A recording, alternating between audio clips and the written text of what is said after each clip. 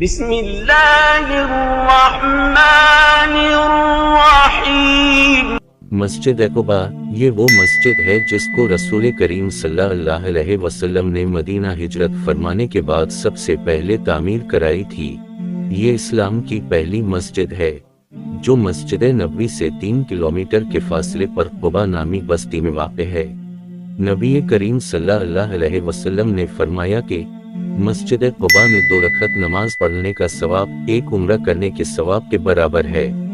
نبی کریم صلی اللہ علیہ وسلم ہفتہ اور پیر کے دنوں میں کبھی پیدل اور کبھی سواری پر مسجد قباء تشریف لے جا کر نفل نماز پڑھتے تھے۔